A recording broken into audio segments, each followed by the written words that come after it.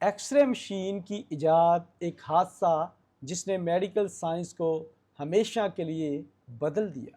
سن 1995 میں ایک جرمن سائنسدان ولیم کورن رنگٹن نے میڈیکل تاریخ کی سب سے حیران کن دریافتوں میں سے ایک کی ایکس رے، اور یہ سب ایک حادثے سے شروع ہوا۔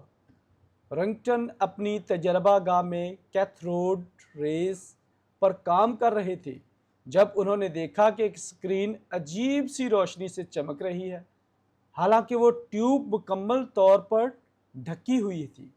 انہیں احساس ہوا کہ کوئی نظر نہ آنے والی شعاع چیزوں کے اندر سے گزر کر ان کے اندرونی ڈھانچے کی تصویر بنا رہی ہے۔ انہوں نے اپنی بیوی کا ہاتھ اس کے سامنے رکھا اور اسکرین پر ہڈیوں کی تصویر اور انگوٹھی کا نشان دکھا۔ یہ دنیا کی پہلی ایکس رے تصویر تھی اور یہ دریافت پوری دنیا کے لیے حیرت کا باعث بنی۔ پہلی بار ڈاکٹرز انسانی جسم کے اندر دیکھنے کے قابل ہو گئے بغیر کسی آپریشن کے۔ ہسپتالوں میں ایکس رے کا استعمال تیزی سے شروع ہوا۔ ٹوٹی ہوئی ہڈیوں، پھیپھڑوں کے انفیکشن۔